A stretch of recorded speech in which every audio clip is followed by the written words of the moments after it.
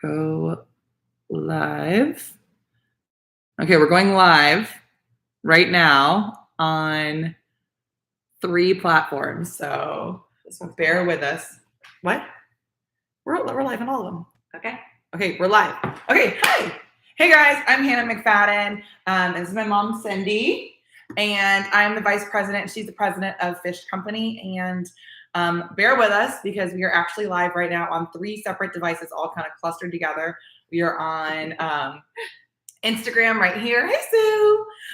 We are on YouTube just below it, and we are on Facebook over here. Oh, Susanna's over there. Hi, guys. So we're going to be answering some questions that we got out of the conference. So first of all, if you haven't heard about how our conference went or are new to Fish Company, because we have a bunch of new followers on here, the conference went so well. So we share about that a little bit? Yeah, the conference was amazing. It was October 29th at Bay Hope Church, which was super exciting. We had amazing speakers. It was just an amazing time of worship and prayer. I loved our prayer time. We did something kind of unique. We had a healing prayer time, which was just incredible with Pastor Patty Elder, which was awesome. So I loved it. I think my favorite time might have been, oh man, maybe your talk or Michelle's. Mom gave us a really great talk about like Fish Company and like what we are, what we stand for, and who are some of the like kids and like details about their lives we've touched. And then Michelle Wells just gave us really amazing talk about like legacy and longevity of legacy and like family legacy. It was so good. Absolutely. If you guys have never heard Michelle Welsh, she's incredible. She has an amazing ministry, Front Porch, for women, and she is just fire. When Michelle speaks, she speaks from the heart. She has such a passion for Jesus, and she has a passion for serving the world and children in particular.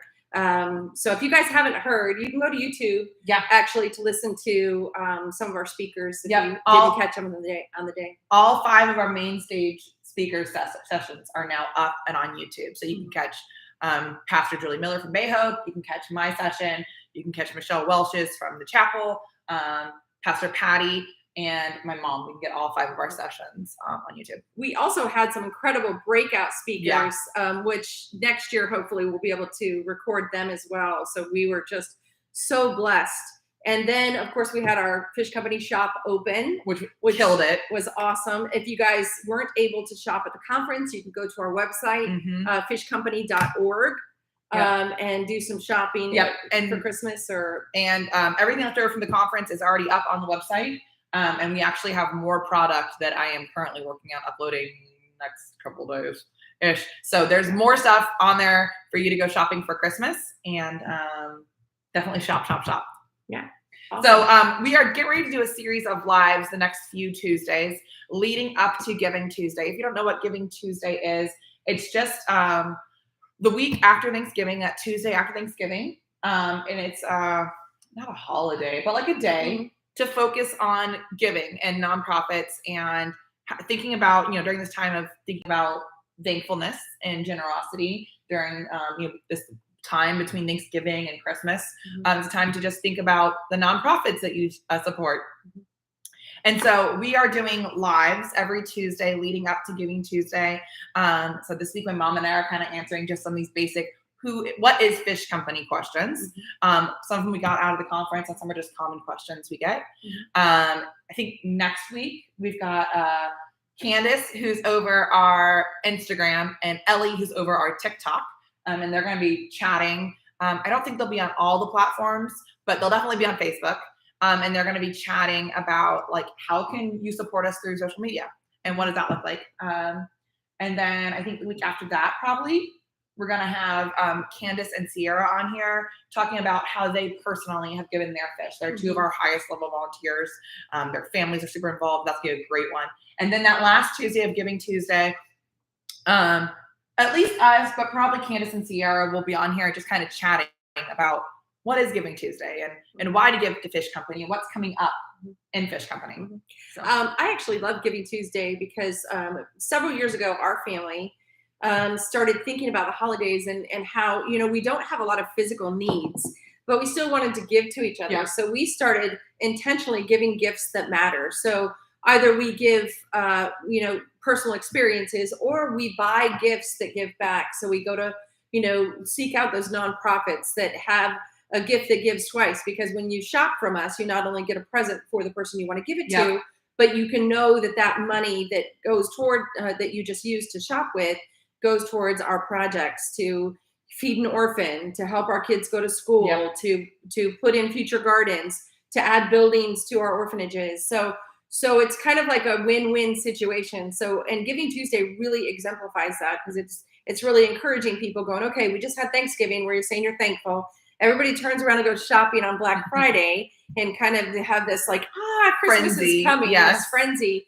And then it kind of pulls everybody back in, saying, hey, let's remember what really matters over the holidays. So for us, Giving Tuesday is huge. So Suzanne, our friend Suzanne Basic just comments on, and this is Facebook over here, that she needs earrings that match the necklace that she bought at conference. Suzanne, if you'll send me a photo of that, either text or through one of the platforms, I will try to pick out some ones that match for you. Oh, Candace, one of our highest level volunteers. Candace is awesome. We love her so much. Also just said that she loves giving gifts that matter. It's been an easy way to make a difference and teach my kids about the real meaning of giving. We love that, Candace.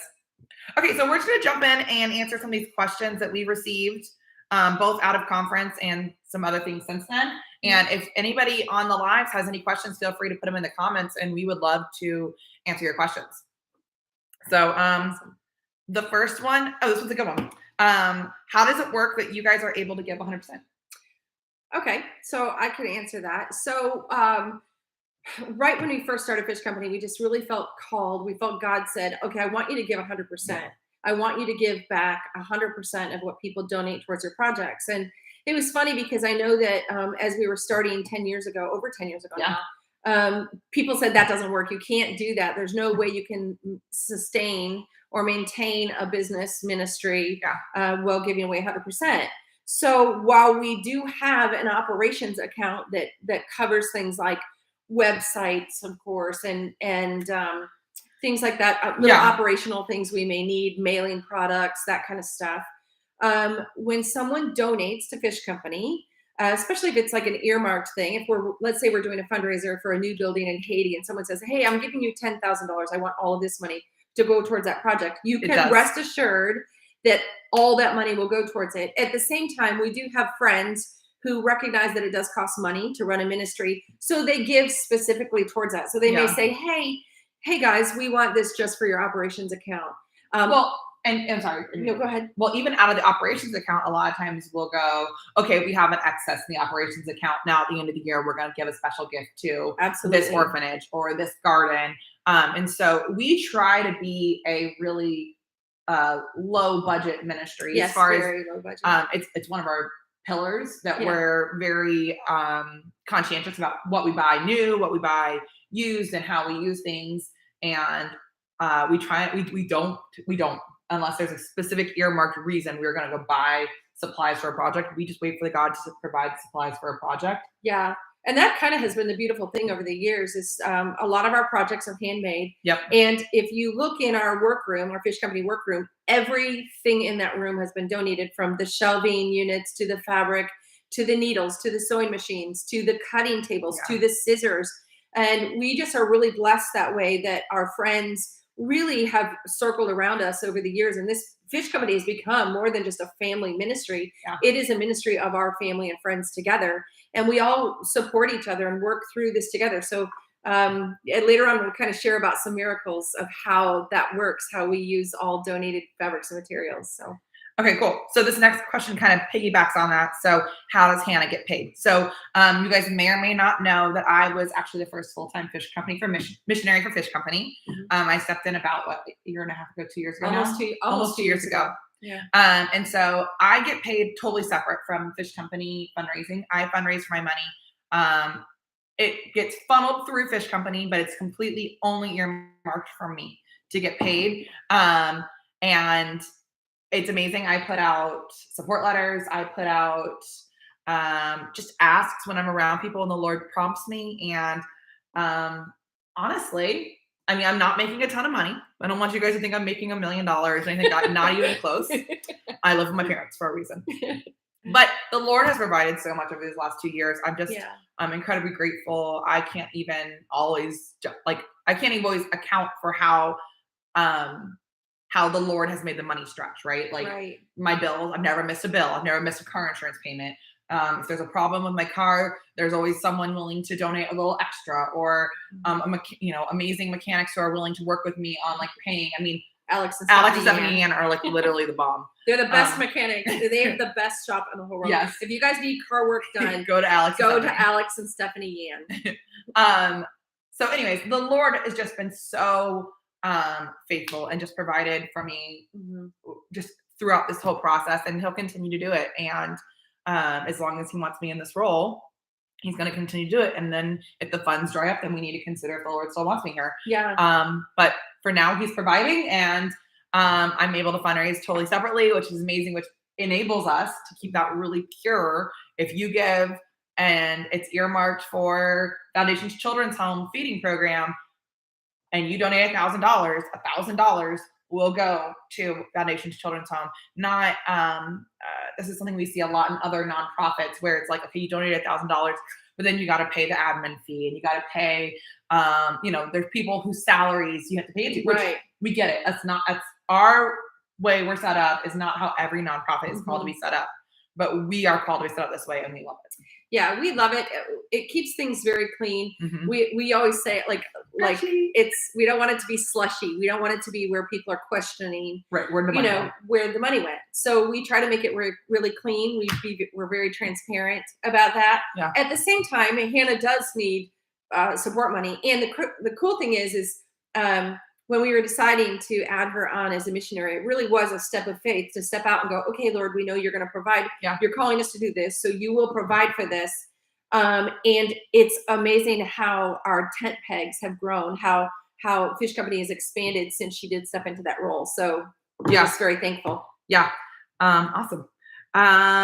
So the next question we got is, where are your orphanages? So we have 14 orphanages and that are completed, and 2 that are in the process in different stages. Some countries have more red flags, or not red flags, like red tape when you're putting down new buildings than others do. So we have our first 2 were in Tanzania. Then our 3rd was in Uganda. Then we went to South Africa next, or Egypt? India was next. Then we have 4 in India. Mm-hmm. We have 2 in Thailand. Mm-hmm. 1 in Egypt. 1 in South Africa that's complete. Mm-hmm. We have 1 in Guatemala. Mm-hmm. And then we have foundations in Haiti. Mm-hmm. Yeah. So when we say projects that are not quite completed, we've got like 3 or 2 in flux kind of projects right now. And we've got another orphanage project we're working on towards funding in Haiti. But Haiti has been very, very, it's very difficult the last couple of years to actually get work completed in Haiti. So we're working on the funding. And what we do is we partner with a ministry called ICM, who has this value where they kind of like dive in when the country is open, and then they don't turn their back on that country. It's just, you kind of wait for those moments where it's easiest to work in those countries. Right. So Haiti, we will never, ever walk away from. We just love Haiti. We've got several projects there, but construction is a little bit difficult. So it's kind of like you may be able to work on a project for, 3 months or so. And then because of the government or gang activity or whatever, you may have to sit back and wait for a couple months and then kind of dive in. So we have one building at Foundations that we're working on completing. We actually are very close to completing that. We got a little bit more to do on that one. And then we have another new project, Rock Church Orphanage, that we're super excited about funding and working on. And then we have another project in South Africa that has been funded actually for a couple years. But because of the red tape and because of changes in the laws and rules, that second building in South Africa isn't completed yet. So what I'm going to say next kind of feeds into the next question. So I'm going to say it, and then we'll go into the next question. But what we find a lot of times, particularly in our orphanages in Central America and Africa, they are what we call orphanage hope centers. Mhm. So they function at multiple levels. So a lot of our orphanage and orphanage hope centers are attached directly to a church. Matter of fact, almost all except for Mackenzie's Foundation's Children's Home in Haiti are attached directly to a church.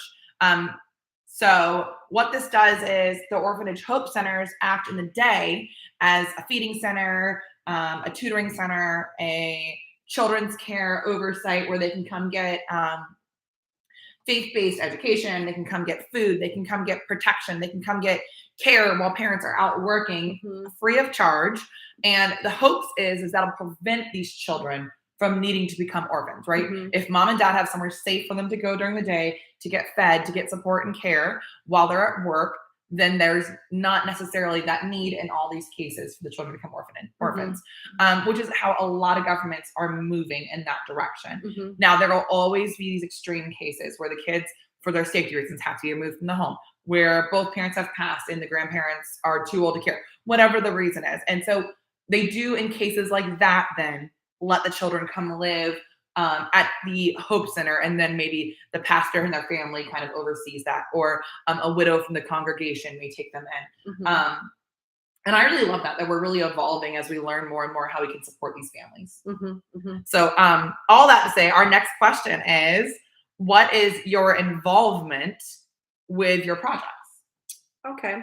So when we first started Fish Company, we felt very convicted, called by God to have our projects be self-sustaining, so that if anything happened to Fish Company, to us, where we know, where God said, okay, I'm asking you to step out of this, no longer do this, those projects wouldn't die. Because so many times, particularly American, Canadian, and French, I don't know why we do it this way, but it's like, we send people in, like missionaries in, to run projects in other countries, as opposed to having the indigenous people run those projects and take them on.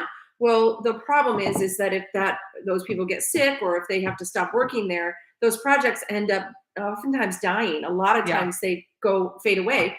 We saw this during COVID, where I forget, it's a huge, over 50%, I think, of a lot of ministries in other countries went under because they used American missionaries that could no longer go down there, and they hadn't really trained the people down there to keep them up and running. So it was really an American ministry in those other countries. Well, we feel called that our Fish Company is supposed to be different. This is supposed to be their projects. We are really just problem solving, giving them a leg up, being the behind the scenes support. So we created our projects to be very self-sustaining. For instance, as Hannah mentioned, all of our orphanages except for one, Mackenzie's, are attached physically to a church. So that gives us this support system already, where the orphanage is physically attached to the church. The church has to have a need, a want, a desire for the orphanage before we're going to put it there. So they already have to have this desire to have this project there. We also have an agreement with the churches where they will allow the single and widowed women within the church to be give them the first option to work at the orphanage, to run the orphanage, to live there with the children. So it kind of provides this need, this whole need, circular. This circular need.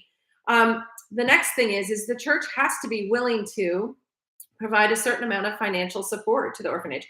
So they've got to have a plan in place for this is how we think we're going to be able to feed the kids, care for the kids, or whatever. And then we come alongside and problem solve. So for instance, one of our orphanages in Tanzania, food grows very well there, but they didn't have any water source. And so a partner ministry of ours, some friends of ours, actually, One Well One Village, actually went in and put a well at our orphanage in Tanzania. So that solved that problem. So not just for today, but for the lifetime, for the foreseeable future. Well, and I think I love too that, a lot of times people envision orphanage and they envision them these suburban cities. And most of our orphanages are not in suburban cities. Oh, no. They are way, way, way rural in the bush. And so particularly I think about our orphanages in Tanzania, because you were just talking about that. So they are the only foundational structure in these villages. Everybody else is living in huts. So I know particularly those two as well. Yeah. And so this is like brick and concrete building in a hut village. And so it's a very protected area. So like when there's a storm coming through, the people take refuge in this building. Yeah. But commerce then is not really, they're not like financially paying for these orphans to eat. We live in a farming village. Yes. And so my tithe to the church is 3 eggs and a bushel of wheat. And so it's the church's responsibility then to take those 3 eggs and a bushel of wheat and make an egg sandwich for a child. Yeah. Or whatever it is. And so they're not financially paying for these children in most instances. Right. For these children to have food or whatever. It's an agrarian society where in these villages where they're paying food, or if you're the local seamstress, maybe you donate a shirt every month or whatever it is. And so it's really a hard concept for a lot of Americans to understand about our orphanages is there's not necessarily ongoing bills. Right. Well, and that being said, that's what allows Fish Company to be so fluid. Yeah. Because we recognize that our orphanage in Tanzania is going to have 100% different needs than even our orphanage in Egypt, which is in a town setting and everything, and then versus our orphanage in South Africa, right. or even the 2 in Thailand. They're all set up differently, so they all have different needs. That's why we consider ourselves really problem solvers, and we go in and solve their problem, not what we perceive their problem is. Right. Well, and that goes along with us doing a lot of training as well. So a lot of times we go in and not that we're providing all the information, but we have sort of these groups that help provide these trainings based on where they are, what makes the most sense, and support them in however they best need to be supported. So awesome. Just a couple of new of you all have jumped on. If you guys have any questions about Fish Company, please feel free to put them in the chat. We see you guys, we see the comments, and we'd love to answer any questions that you directly have. Right now we're working off a list that we got off of a conference we recently did. So our next question is, okay. What is the progress of our partnership at Foundation's Children's Home? So Foundation's Children's Home is our heart, honestly. It is, yeah. It's our, it's the orphanage in Haiti that we first did. It's ran by a woman named Mackenzie, her husband Jacqueline, and they have 3 biological kids, but there are 37 children total living at the orphanage currently. And we've been partnering with them for about 5 years now. About 5 years. And our first trip there, Mackenzie had, I don't know, a handful of kids, maybe 12 or 15 in that range somewhere. She had 2 buildings. One was like the front room was like her husband and her family's like room. The back room was the girls' room. And then another small building that the boys live in. And that was it. And they live on their family property in Haiti. And I'm using the word building very lightly. There's no windows. There's no doors. It's a concrete slab building with a concrete floor and a tin roof. And so when our first trip to Mackenzie's, we partnered with a group out of Wisconsin, and we were able to get them mattresses and bunk beds, and I think we got windows and doors on that trip too, didn't we? No, we got the mattresses and bunk beds. We filled the pantry, and I think we bought her some more cooking stove. A cook stove or something? Okay, that makes sense. Okay. So we just a few little handful of things. We weren't sure yet what the depth of our partnership was going to look like. This is more of like a, hey, we've met you. Hey, we're connecting with you. Let's see how this goes. Yeah, we see your immediate, we visited, we saw the immediate need, and we were able to, thank goodness, to partner with our, Bev and Bill and Schools for Haiti and Fish Company all partnered together and kind of provided for their immediate needs. Right. So then on our next trip back in 2018, right? I think it was there. We went to in 2017. Okay. Anyways, so between now and then, we've done like a redo of. She has like an outdoor cook kitchen. We've given her an additional stove. We've given her additional gas lines. We've partnered with One Ball, One Village and installed a well and a holding tank. and a generator. Mm-hmm. We've purchased an expansion of land, Yeah, and thanks to our good friend Donna DeVivo. Mm-hmm. And then we have installed a garden, and then we've gone back and expanded that garden, added fruit trees, a chicken hutch system Mm-hmm. that she now is able to collect eggs out of. Mm-hmm. We've partnered with our friends at Schools for Haiti and Grace Church up in Maryland, Mm-hmm. and built her a full second building. This is a much nicer building with actual windows and doors where the girls sleep, and that has a 2 shower stall, 2 toilet functioning bathroom for them, which is their first indoor bathroom on property. So exciting. Then we've now we're building a great big beautiful building. Yes, and now we're building a great big beautiful building. It's an 9 bedroom? 9 bedroom, I think. 9 bedroom, 8 bath, indoor kitchen, living space. And the nice thing about this is previously the land they've been living on is in McKenzie's family's name, which is really common. Maybe grandma or grandpa bought the property back 100 years ago.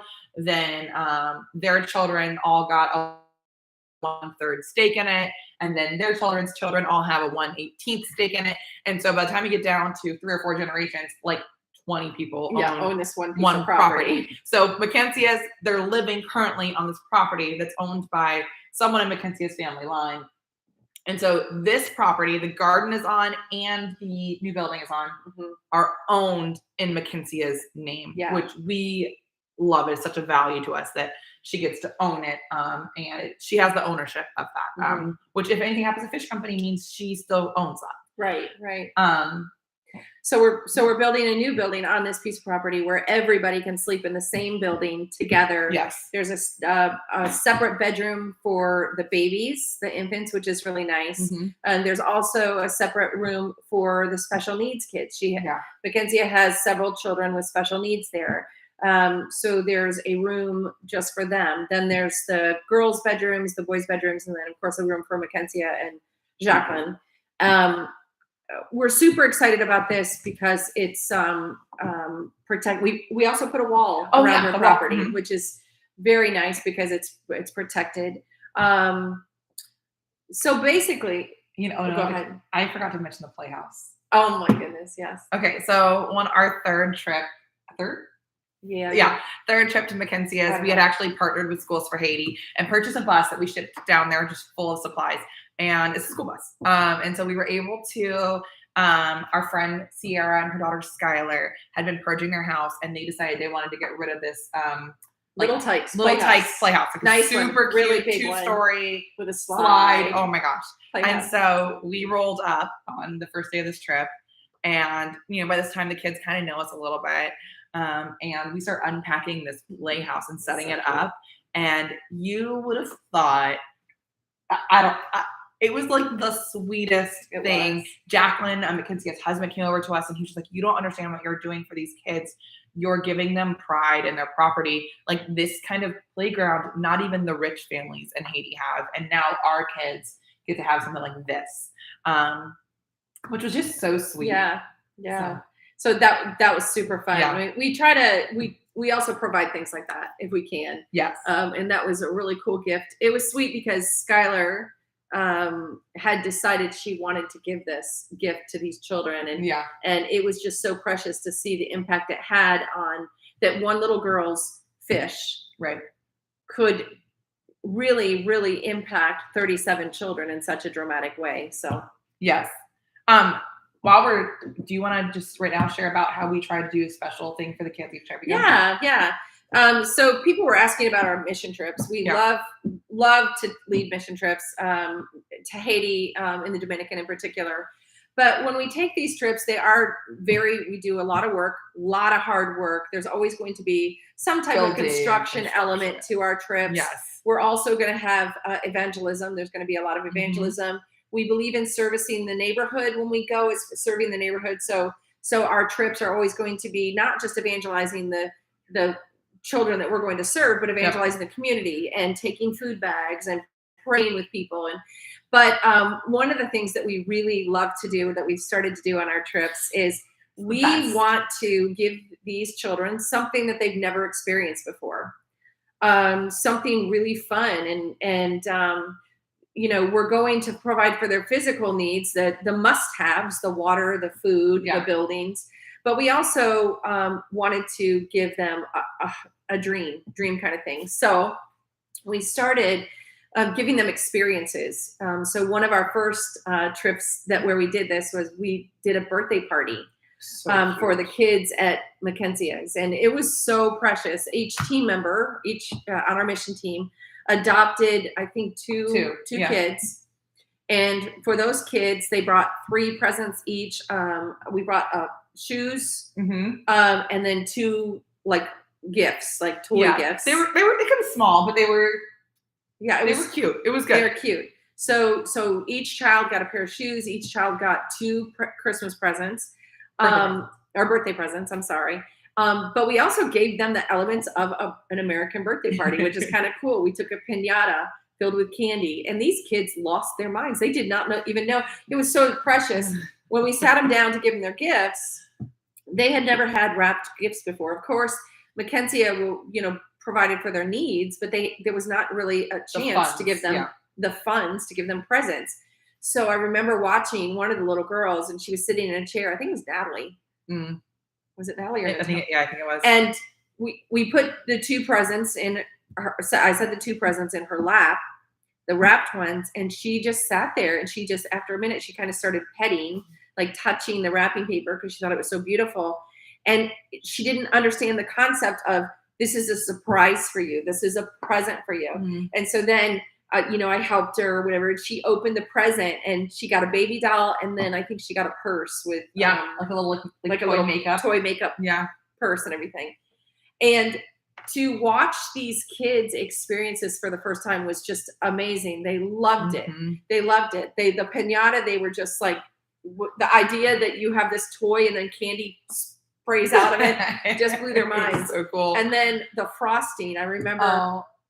My Natasha. Oh, my Natasha. So if you don't know, I've got Natasha, Bettany, and Mike Tyson. They're a sibling group, and I'm trying to find a way to adopt them out of Haiti. And so Natasha's my youngest, and they had never had birthday cake before.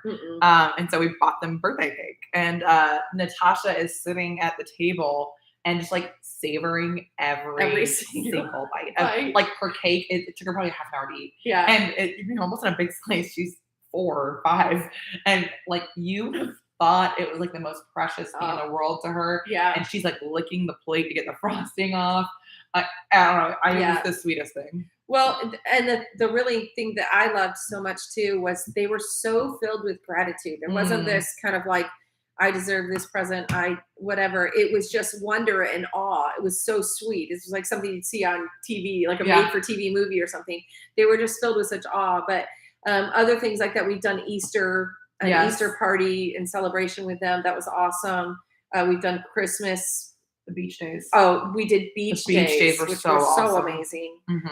Where we kind of took them away for like a little mini vacation day and took them to the beach and brought floaties and snacks and popsicles or whatever else we could find. And it was just amazing. It's so amazing to take these kids and go, okay, you know what, for this hour, for these 6 hours, you're going to be a little kid. You're going to just be a little kid and just be able to. So we do things like that sometimes. One of the things I absolutely love the most too is, so on a typical day, like I said, there's 37 kids. There's Mackenzie, her husband, and then there's about 4 women who help out around the orphanage.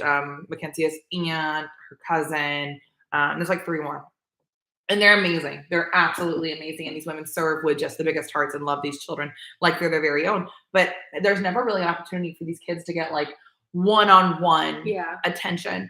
And so that was the coolest thing to me about our last trip is we were almost 1-for-1 with the kids. Yeah, and that meant that some of these kids literally for the first time in their life got extended one-on-one attention with an adult. Yeah, not just I'm going to hold you for 10 minutes while I walk through and we work on a project. It was, okay, I'm going to swim with you. I'm going to swim with you, and I'm going to sit and eat lunch just with you. Yes. And I'm going to, and that was so amazing. just with all of our trips, we always end up getting way more out of it than even the children. And just if you haven't been on a trip with us, you need to go.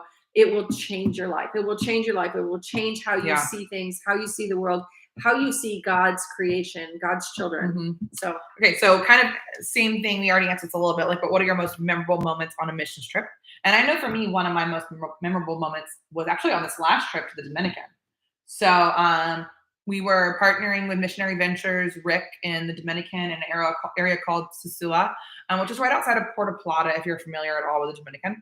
And we've been partnering in these like shantytown type villages that house like really the lowest income Dominicans, and then a lot of the Haitians who've illegally migrated there.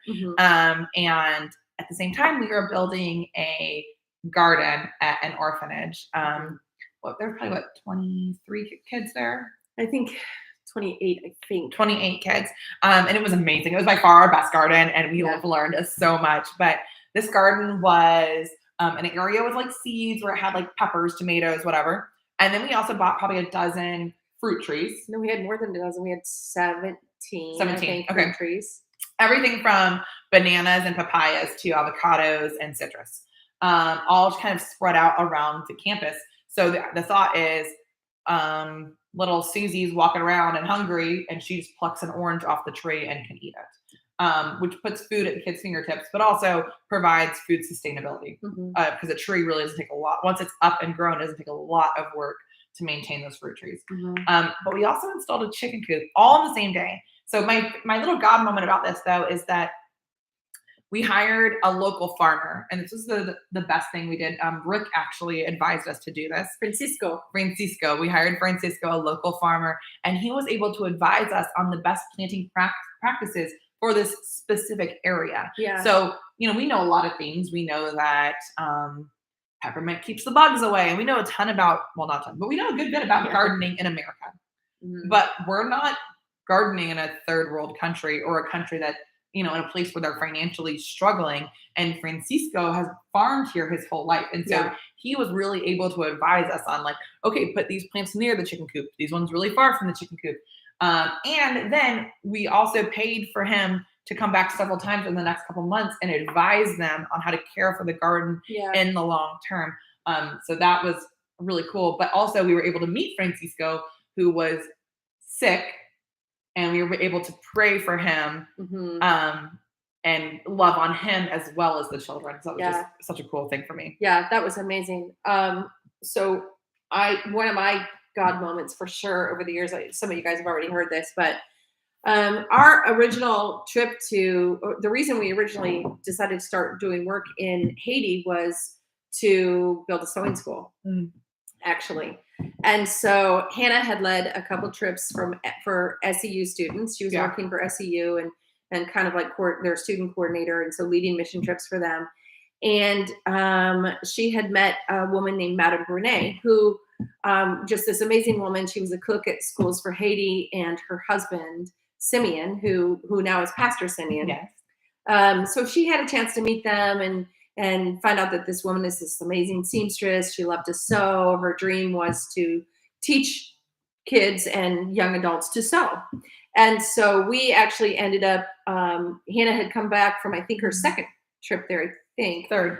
And she came back with Matt from Schools for Haiti, and they had started cooking up this dream, which perfectly aligned with us in Fish Company.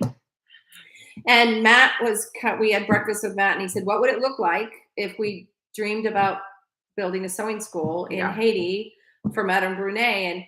And within 2 weeks, week and a half? No, next week. The next week we were on our plane. We were on a plane back to Haiti to meet Brunet and Simeon. And when we went, they live in this little mountain community near Rock Church in Momui. And we walked, they kind of live up a mountain. You kind of have to hike up this mountain, and they have this little house that's kind of tucked in. And so we went up to meet them the first time, and Pastor Simeon did not speak any English at the time. And of course I spoke no Creole. I speak very, very, very little Creole. But I just remember when we were talking about how what would it look like if we partnered Mm. and built a sewing school? And he just kind of took me by the hand and led me to his backyard, kind of like behind his house. And behind his house, there was a stack of concrete blocks, like a huge stack, giant. Yeah. And there was also a big pile of like debris, like rubble, like dirt with rocks and stuff in it. And through the translator, he shared with me that after the earthquake in 2010, well, God had told him a long time ago that he would have a sewing school, and before him and Brene were married. Yeah, even before he and Madame Brene got married. So when he was quite young, God had told him that he would have a sewing school, and that God was going to provide for it. So after the earthquake in 2010, of course, when all these houses were knocked down and the debris was there, it's not like they don't have a government like ours who's going to come behind and clean up all this mess. So a lot of houses, even 10 years later, the debris was just right where it fell. So there's cement blocks and rubble everywhere. Even today, there's rubble everywhere. So Pastor Simeon believed that what God had told him. So he started after the earthquake on his way to and from work. He would pick up on his way home from work. He'd pick up a cement block and carry it up the mountain to his house, and created this stack of construction products for this sewing school that God was going to provide for him. And so he literally said, through the translator, you see this. I built this because God told me you would come. He would send you. He would send you to build this sewing school. And that was that was kind of my aha moment of, wow, Lord, you really are calling me into missions. You really you've called me specifically into your mission plan. And it was just like life-changing. Yeah. So that's awesome. Okay, so our next question is, how do you set the gardens up? So we kind of answered this question a little bit when I just shared about my most memorable moment on a trip, or one of my most memorable moments. But so that garden is a little bit unique because it's our most recent garden, and we've learned a lot. And so before then, we built a handful of grow boxes where they start them as seeds, and then we till the land. And then once they kind of reach a certain size, someone in the I'm talking with my hands. Yes, someone in the wherever we were building them would then relocate the plants into the garden rows. Yeah. So traditionally we would have two areas. So we might have one area where there's all garden boxes, and we would build the garden boxes and start the plants. Yep. And they would be in like a little protected kind of area. And then there would be another area where the dirt would be getting prepared for the transplanting of the plants. And then sometimes we would go back and have the blessing of being back there at the right time to help transplant it, or help the garden grow. But that doesn't always happen. But in the Dominican, we got things more in different stages. So we had some seeds, some little plants, some trees. And Francisco had been preparing the soil ahead of time for us to come and plant directly in the ground. So the cool thing is so in Haiti, we partner a lot with our friends at Schools for Haiti. And they have 12 schools in this area, Maui, where we work, which is where both of our orphanages are and all of our gardens in Haiti. And our sewing school. Yes. They're all right within, 30 minutes of each other. And so we've done 2 gardens at their schools, right? 2? No, 3. 3 or 4. A couple. Yeah. We've done a couple gardens at their schools. And then we've done, so one was a garden, and then we've expanded it twice. The Grace, we've expanded it twice. And then Mackenzie's was an initial garden. And then we've also expanded that. And we're looking at actually expanding hers once more. Yeah. And then when we do get in the process of building Rock Church Orphanage, that will also get a garden that will we start them kind of small. We want to be manageable, right? We don't want to ever put this like big unmanageable task on someone's hands, especially if it's like someone who's also caring for 30 children, right? So we want to help them ease into this idea. So that's kind of why we've done it in phases. So actually with Mackenzie's, we're looking at when things calm down in Haiti, potentially purchasing the next piece of property over from her home. So right now it's like the garden is here and the new building is right here. And then the next property over is also now for sale, and we're in negotiations for that. Yeah. And so it'll be like a straight, like a long rectangle kind of like an L, because that was over here. But so actually, I'm glad you brought that up, because we believe at Fish Company that everybody's fish looks a little bit different, and different people are going to be called to different things. So the cool thing is when we wanted to give her a garden, our friend Donna, her heart was just immediately, God said, listen, do it. You're a part of this. And so we talked about negotiating on that piece of land, and within 3 weeks of coming home, we actually purchased that piece of land thanks to our friend Donna DeVivo, who she said, God just told me to do this. This other garden, it's actually, we've been negotiating for a year and a half or so on this piece of property. We got it down to $10,000. And we really believe that Mackenzie is supposed to own that piece of property. And it would be amazing if we could have, we've got this big garden area and then a separate piece of property where we could have fruit trees and a little play area on it. We'd like to have fruit trees and a playground on it. So if God is speaking to anybody's heart right now and if you feel like God is going, hey, I have a heart for gardens in Haiti, I have a heart for orphans, I have a heart for children, you could buy that piece of property. It's $10,000 would get it into the hands of Mackenzie. And actually, it sounds crazy, but because of everything that's going on in Haiti, we've been able to talk the price way down. So because people are trying to, it's so horrible. People are trying to leave the country. It would be a great time to buy this, and it's a big piece of property. So good plug. Yeah. So that's our gardens. Any questions on it? I don't think so. Jody. Hi, Jody. Okay. Plug for Jody. Hi. Let's see. How do we get our products? So this is pretty, I love this question. So I would say our products are about half handmade by artisans who donate to us. So, what? Oh, okay. Hi.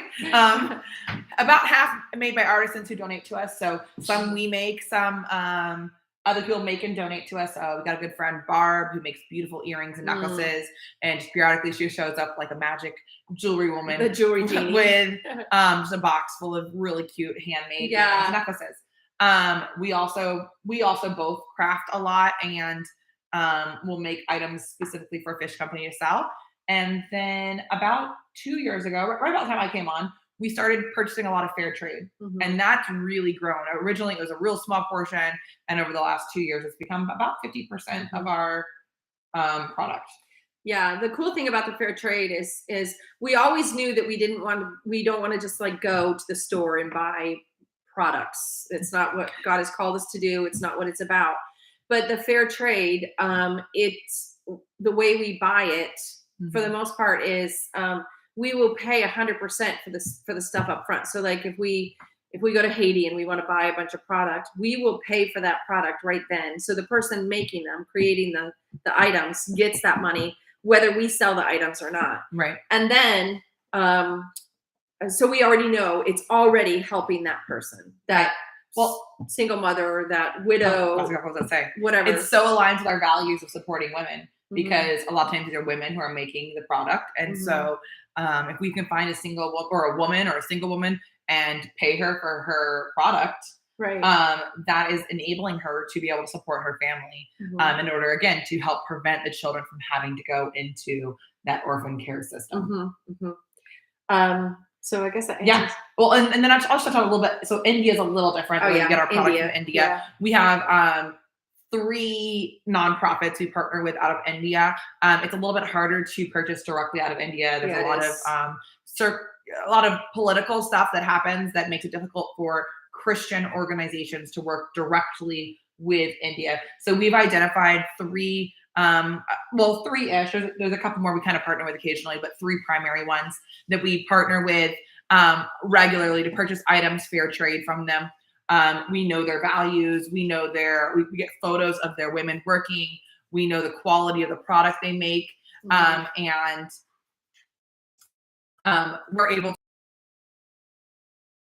thing. And so, and work through another organization because we're labeled as a faith-based nonprofit. Yeah. And that doesn't work well with Indian government. Yeah. We also participate in some fair trade events where we will go, and there will be specifically fair trade vendors there. Okay. Atlanta Market is like, I don't know, like so fun. Heaven. We hate shopping. We hate it. Like we're like bargain hunters, but Atlanta Market is where any sort of boutique store line can go and shop. And it's not all fair trade, but there is a whole section that is fair trade. It's amazing. And so we get to go in there and it's like Christmas. We find all these new vendors. We connect with people who are really making an impact in the world and purchasing, and get to know stories. We get to meet the owners, so we know it's a real thing. That's how we actually met one of our new lines that we're considering carrying. New Hope Girl is out of the Dominican. Yeah.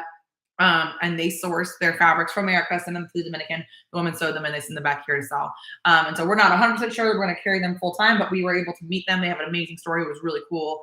We bought a few items from them, and depending on how they sell, we might do more. Yeah. So we love that we get to do that too a little bit, where it's like, hey, let's just try this item out. Let's try this brand out. Let's see, do we like the quality? Do we like the product they're bringing in? So that's cool. But then like Hannah said, we also have friends who hand make items for us. We have our friend Heidi sews a lot of our bags, and she is unbelievable. She's better at sewing than we are. She's such a good seamstress. And so Heidi is just like our sewing Santa Claus, and she'll just kind of show up on our doorstep and go, "Oh, I made you 20 more bags or something." So so we're so incredibly blessed that way as well, because then the pressure is off of us to be making everything. We still make things and have fun creating things and making things, but at the same time, we are blessing other people through our purchases. And our ministry is just growing. Yeah. Our fish company has grown so much. Yeah. So she kind of mentioned this earlier. I don't know if you guys caught it. This year is actually our 10-year anniversary, 2023, of being incorporated, right? So we were kind of around a little bit before then, but it wasn't really official. 2013, we got incorporated. So this is we're considering this our 10-year anniversary, 2023. We're really excited about that. But holy cow, we've grown a ton in 10 years. Yeah. And it takes my full-time job. It takes her, she has a full-time job, but like basically full-time job, just to keep Fish Company growing at the rate we're growing. And we've got an amazing team, Candace Nicotra, Sierra Phoenix, and Ellie Stamey, who are working with us every week to make sure things get done on Fish Company. And if you're interested in volunteering at a high level, please reach out. We are in need of volunteers and people to help run Fish Company at a high level. And so we'd love to just talk to you and have coffee and figure out how we can get you connected in, whether it's just coming to more events or whether it's serving with us on a more regular basis. Yeah. Okay, hold on. What's the best way to donate? Oh, so glad you asked. Thank you. Of course, you can donate on our website. If you fishcompany.org. Fishcompany.org. There's a donate button right at the top. There's a donate button at the bottom. There's a page you can go to. You can also check out our projects there. I need to update our projects because we've got projects that we haven't even listed on the website yet. But so you can do it that way. Donations, you pray about it. Pray about what God leads you to. It's amazing to get one-time donations. Of course, it's amazing. Monthly donations are awesome for us because that kind of like, especially like we have a friend who donates monthly who says, okay, this is a monthly donation for operations. So we know no matter what else comes in, we can cover the cost. We can cover the website through that and things like that. So can I speak on that a little bit? Yeah, go ahead. So just to add what you're saying, monthly donors, we love one-time donations. They're great. They're like little Christmas presents. But monthly donors really make it so we have some stability, right? So I know if I'm planning, if we're planning on a missions trip to Haiti in January, we know that we will have some money saved up to go to Haiti. And if we get there and holy cow, we need to put a cook grill in because the cook grill's broken, we've got cash or money that we can go, okay, well, this money's been accruing and we can make this decision in the moment when the Lord allows us. Also, if you are willing for it to go to our operations, that's money that's amazing too, because it helps us put on events. It helps us host the website. It helps us.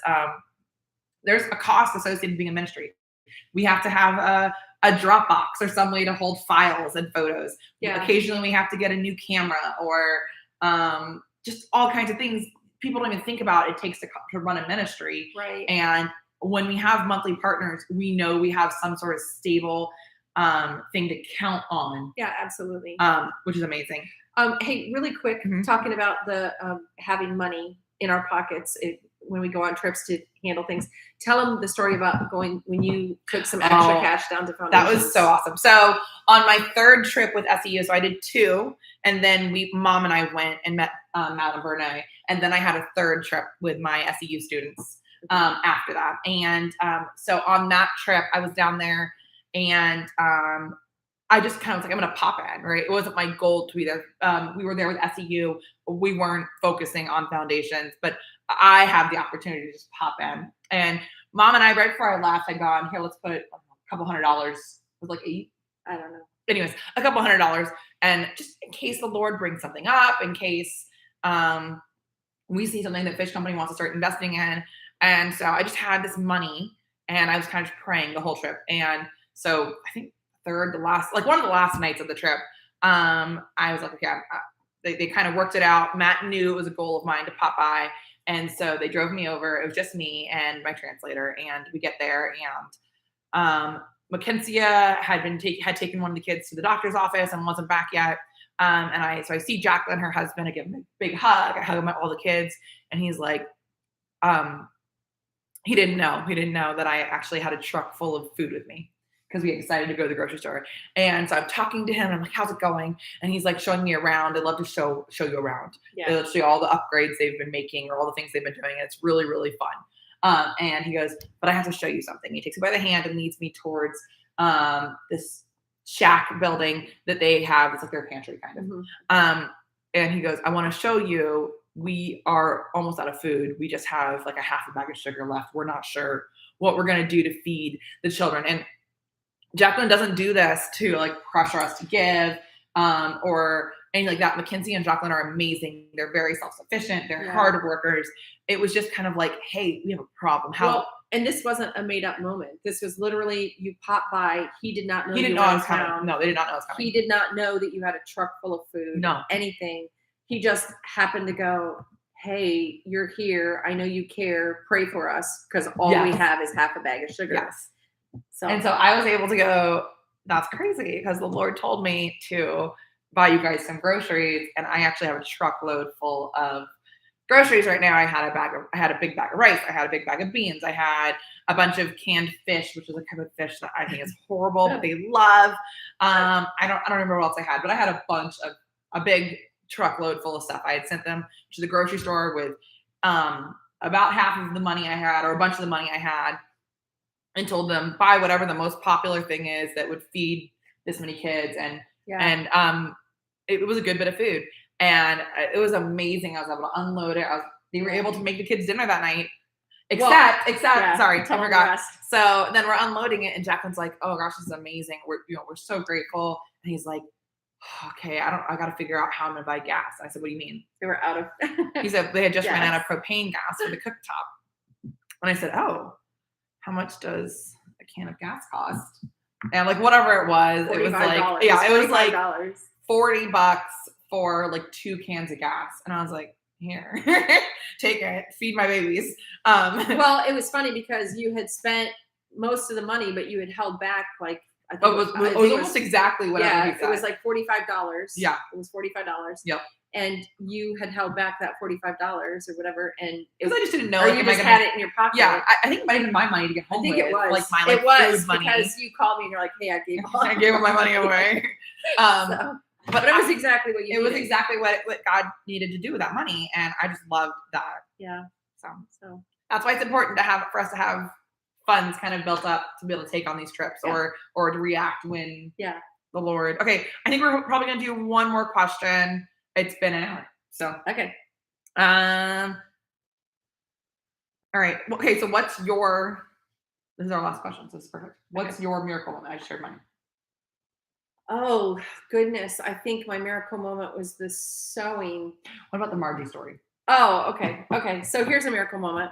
So, as we said in the beginning, God always, like, He's used us and our friends. It's like, it's not just been us. That's what makes this so fun, Yeah. is that Fish Company is made up of friends, family, and volunteers together. It's all of us bringing what we have to the table. And so, like we said earlier, we use all donated fabrics, materials, Mhm. sewing needles, scissors, all that kind of stuff, everything of everybody that's been donated. And so we were over working in the sewing room one night. Like really early on. Yeah, really early on in Fish Company. And it was late at night. We're working in the sewing room, or not too late, but it was like, I don't know, 7 or 8. Yeah. And we broke our last sewing machine needle. And so we're going, oh, I guess we're done for the day, or the evening, because we can't sew anymore because we just broke our last sewing machine needle.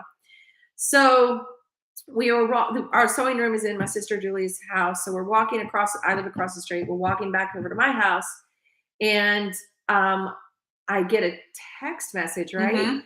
I get this text message from my friend Margie Ramos. Hi, Margie, love you. And she was like, hey, Cindy, where are you? What are you doing? And I said, oh, I just got done sewing for the night. I just kind of messaged back or whatever. And she said, go look in your mailbox. And I didn't say anything about why we'd stopped or whatever. So I walked to my mailbox and I look in it, and there was a giant bag of sewing machine needles. I mean, I think there was like So many. 60, 70 sewing machine Yeah. needles.